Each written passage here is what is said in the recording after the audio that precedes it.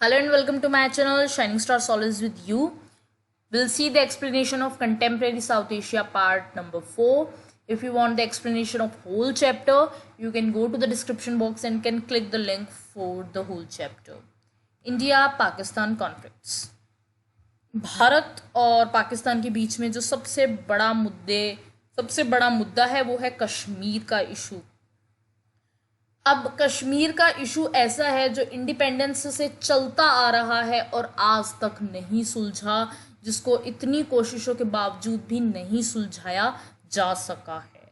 यहाँ पर कश्मीर का मैप है, देखिएगा ग्रीन कलर में जो एरिया है गिलजिट बाल्टिस्तान वाला, ये सारा एरिया पाकिस्तान ऑक्यूपाइड है।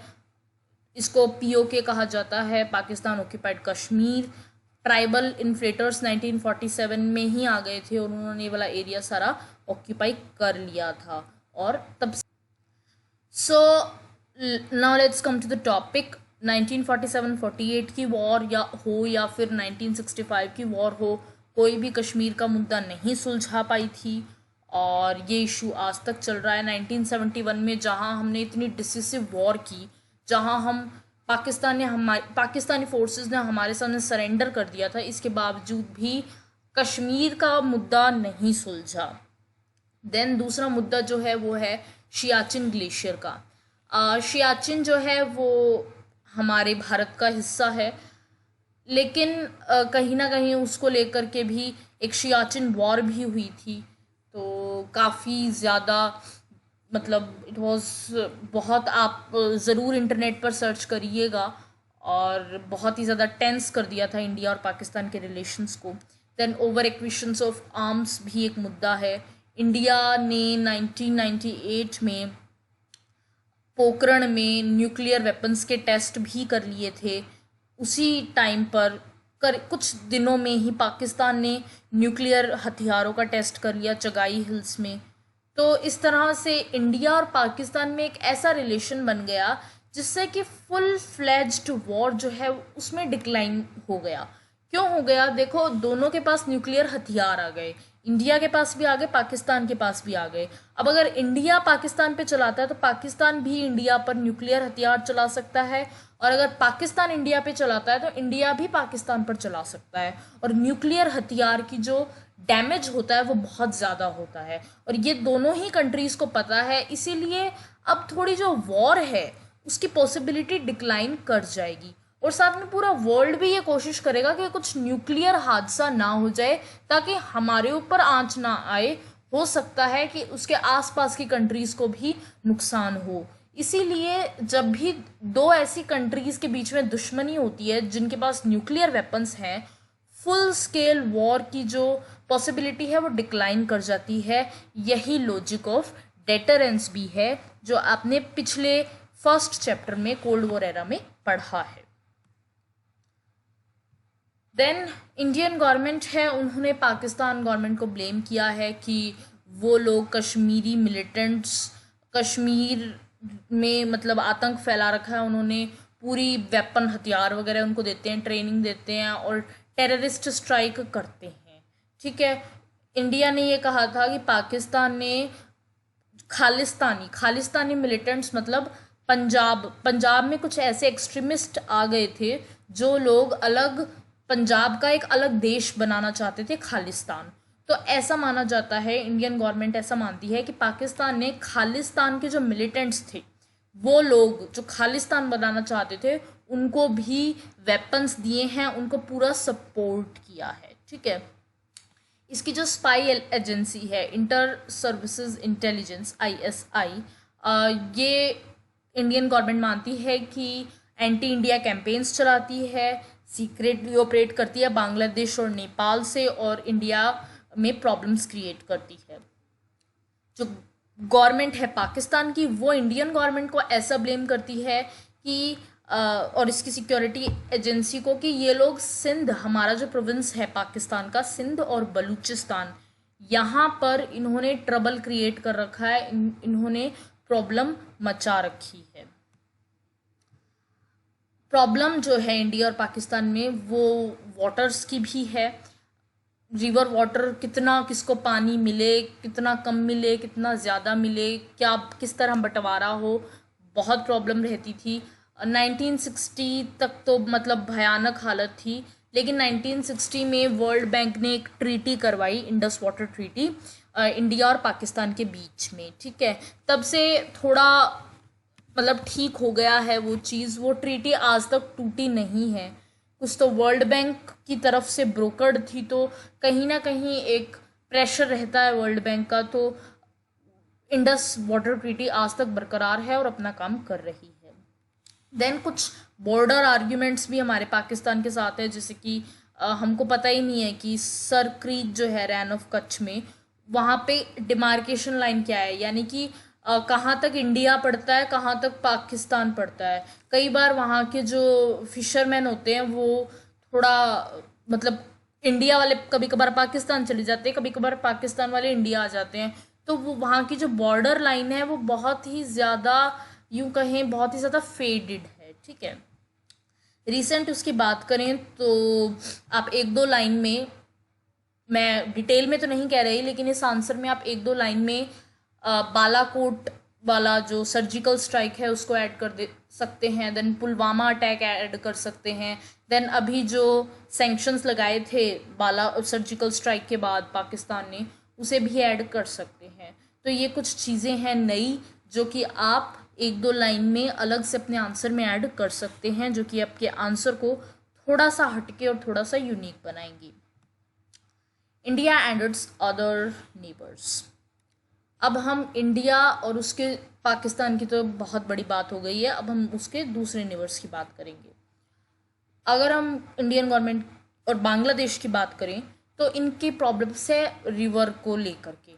गंगा और ब्रह्मपुत्रा का कितना पानी इंडिया यूज़ करेगा, कितना बांग्लादेश, मतलब कोई डिमार्केशन की बड़ी प्रॉब्लम है यहाँ पर।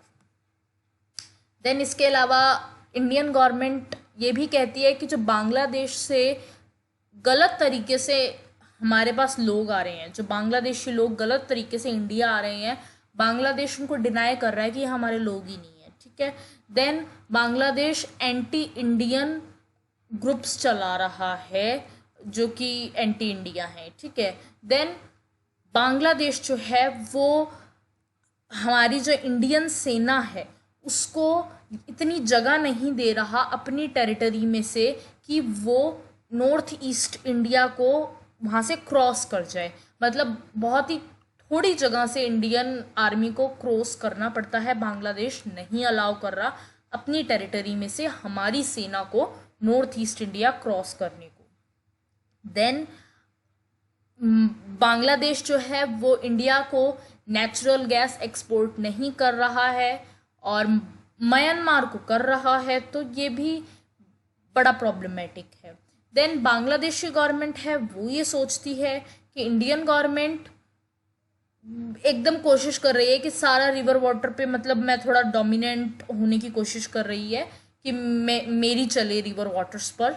और साथ में जो चिटागोंग हमारा जो एरिया है, चिटागोंग्स की हिल है, वहाँ पर रिबेलियन यानी कि वहाँ पर दंगे करवाने की कोशिश करती रहती है और जानबूझ के एक्सट्रैक्ट करने की कोशिश कर रहा है हमारी नेचुरल गैस, और ट्रेड में भी अच्छा अनफेयर रहता है इंडिया। देन बाउंड्री डिस्प्यूट्स भी छोटे मोटे यहाँ पर हैं। इंडिया और बांग्लादेश की बात करें तो सब कुछ खराब तो नहीं है, कुछ कॉपरेशन भी है। इंडिया ने बांग्लादेश की मदद भी की थी 1971 में। इसके अलावा भी इंडिया और बांग्लादेश ने काफ़ी कोऑपरेट किया है, जैसे कि इकोनॉमिक रिलेशंस भी हमारे अच्छे हुए हैं। बांग्लादेश इंडिया की लुक ईस्ट पॉलिसी में है और डिज़ास्टर मैनेजमेंट, एनवायरमेंटल इशू पे भी हमने काफ़ी कोऑपरेट किया है। तो ऐसा नहीं है कि हमारे रिश्ते खराब ही हैं। We have good relations with cooperation also with Bangladesh, this is how. Then Nepal और इंडिया की अगर हम बात करें तो काफ़ी स्पेशल रिलेशनशिप्स हैं।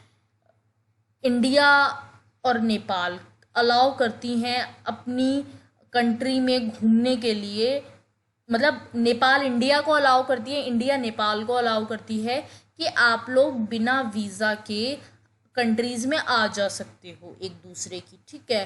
तो इससे एक फ्लेक्सिबिलिटी मिलती है सिटीजन्स को आराम से घूमने की और वर्क करने की और सब कुछ।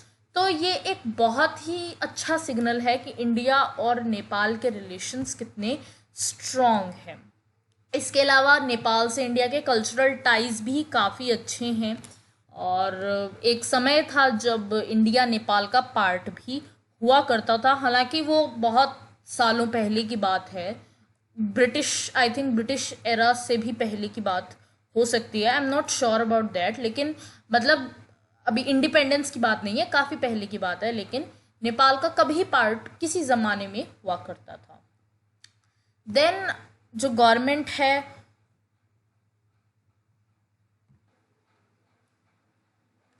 दोनों कंट्रीज़ की, उनमें कुछ ट्रेड रिलेटेड डिस्प्यूट्स हैं फिर भी, और इंडियन गवर्नमेंट को ये भी नहीं पसंद आता कि नेपाल और चाइना कैसे दोस्ती कर रहे हैं। चाइना पूरी कोशिश कर रहा है कि किसी तरह से मतलब दोस्ती बढ़ाऊं, और क्योंकि चाइना इंडिया को कॉम्पिटिटर समझता है।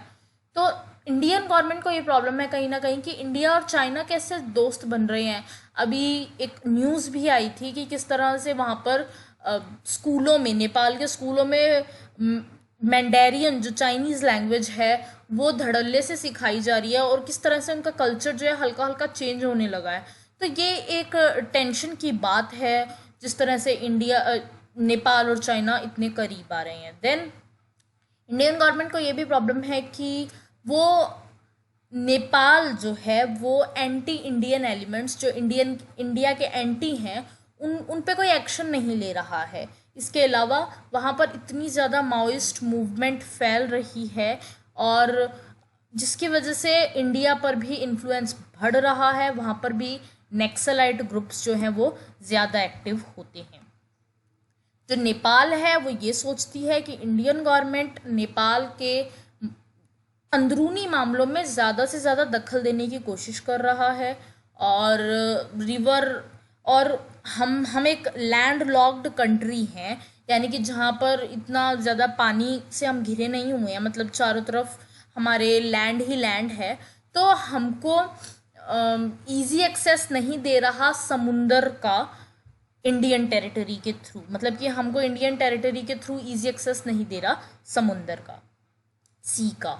देन लेकिन ऐसी बात नहीं है, इंडिया और नेपाल के रिलेशंस जो हैं स्टेबल हैं, और डिफरेंसेस के अलावा अगर उसको छोड़ा जाए तो काफ़ी अच्छा रिलेशनशिप है, ट्रेड अच्छा है और साइंटिफिक कॉपरेशन भी हो रही है और सब कुछ ठीक ही चल रहा है। इंडिया ने फ़िलहाल एक नेपाल को पाइपलाइन भी गिफ्ट की थी, चाहें तो आप इंटरनेट पर उसको सर्च कर सकते हैं। So this is the end of this video. If you liked, please do hit that like button, subscribe my channel and stay tuned for more.